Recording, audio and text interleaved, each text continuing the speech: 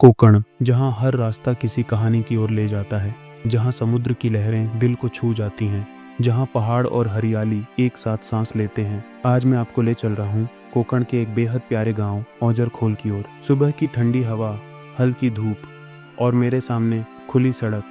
कोकण में बाइक चलाना किसी कविता जैसा है। दोनों ओर फैली हरियाली, हवा में मिट्टी की वो महक जो सिर्फ गांव में महसूस होती है। कुछ ही देर में मैं पहुंच गया एक खूबसूरत गांव औजरखोल।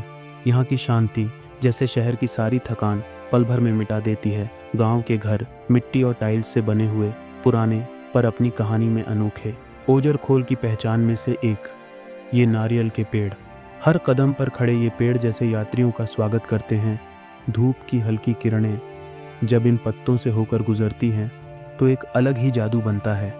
थोड़ा आगे बढ़ते ही कानों में पानी की आवाज़ आई और सामने था एक शानदार झरना। सूरज की किरणें जब पानी की बूंदों पर पड़ती हैं तो हर बूंद मोती जैसी चमकती है। लाल मिट्टी, कोकण की पहचान। जब आप इस सड़क पर चलते हैं तो ऐसा लगता है जैसे धरती खुद अपनी कहानी कह रही हो। ये मिट्टी बारिश में महकती है और धूप में चमकती है। कभी कभी सबसे सुंदर जगहें वही होती हैं जहाँ कोई भीड़ नहीं होती।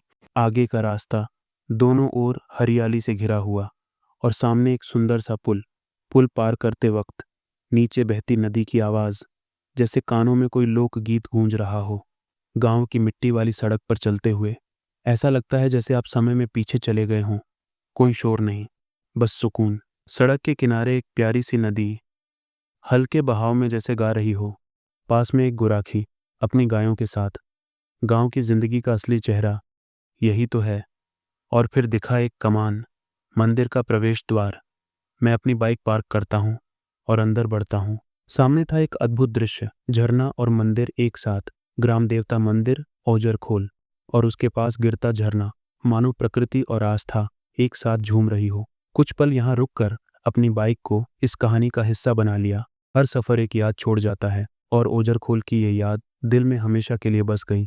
अगर कभी कोकण आओ तो औजरखोल ज़रूर आना। यहाँ का हर पल, हर दृश्य आपको अपना बना लेगा। फिर मिलेंगे एक नए सफ़र में।